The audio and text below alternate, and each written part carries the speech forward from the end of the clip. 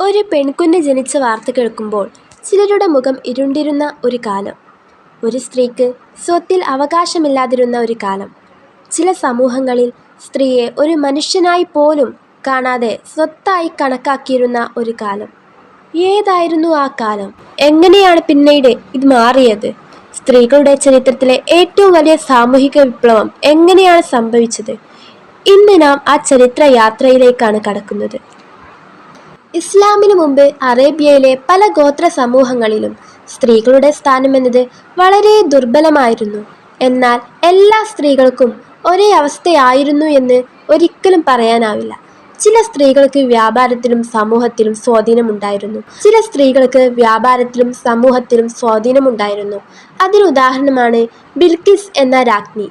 ഇസ്ലാമിനു മുമ്പ് സ്ത്രീകളുടെ സ്ഥാനം എങ്ങനെയായിരുന്നു എന്ന് നമുക്ക് നോക്കാം. ചില ഗോത്രങ്ങളിൽ പെൺകുഞ്ഞുങ്ങളെ ജീവനോടെ കുഴിച്ചു മൂടുന്ന പതിവുണ്ടായിരുന്നു.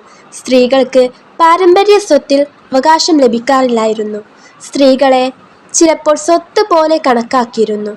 വിവാഹത്തിലും വിവാഹമോചനത്തിലും സ്ത്രീകൾക്ക് പരിമിതമായ അവകാശങ്ങളാണ് ഉണ്ടായിരുന്നത്.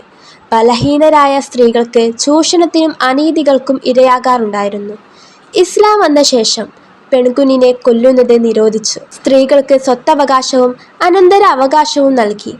വിവാഹത്തിന് സ്ത്രീയുടെ സമ്മതത്തിന് പ്രാധാന്യം നൽകി. ഉമ്മയായും ഭാര്യയായും മകളായും സ്ത്രീയുടെ സ്ഥാനത്തിന് ബഹുമാനം നൽകാൻ പഠിപ്പിച്ചു.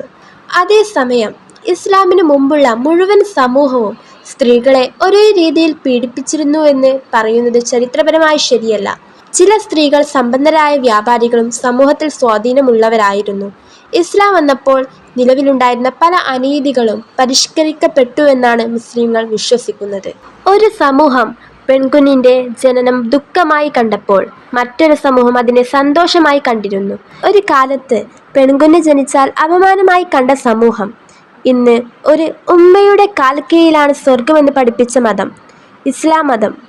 അതാണ് ചരിത്രത്തിലെ ഏറ്റവും വലിയ സാമൂഹിക വിപ്ലവങ്ങളിലൊന്ന്.